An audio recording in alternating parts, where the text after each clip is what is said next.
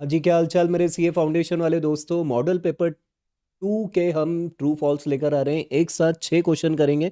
पूरी सीरीज़ बनाई है। हम सारे कवर करेंगे। आप ढूँढ कर उसको शॉर्ट्स को बाकी के भी देख सकते हैं सीरीज़ में। चलिए, मेरे चैनल पे आपको सब कुछ मिलेगा इससे रिलेटेड। बेटा क्वेश्चन हम फटाफट देखेंगे।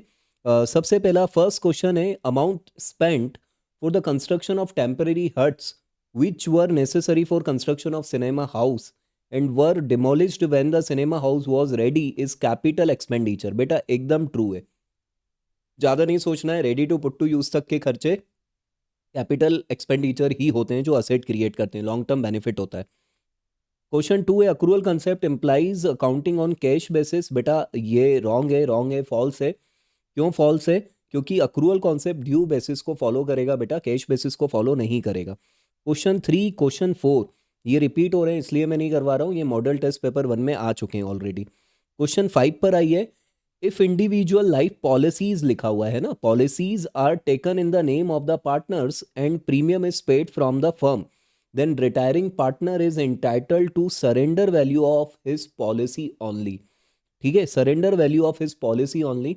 बेटा देखो, एक्चुअली अगर हम डिटेल में इसके ट्रीटमेंट में जाए ना, तो ऐसा होता है कि जनरली अगर एक पार्टनर रिटायर हो रहा है तो फर्म फिर सबकी पॉलिसी जो इंडिविजुअल पॉलिसी है वो सरेंडर कराएगी, और सबकी सरेंडर वैल्यू सारे पार्टनर में उनके पीएसआर में बंटनी चाहिए। मतलब अगर डिटेल में देखें तो अपन, बाकी अभी तो इसको आप ट्रू बोलिए क्योंकि हम यही बोलेंगे कि सरेंडर वैल्यू ही मिलती है।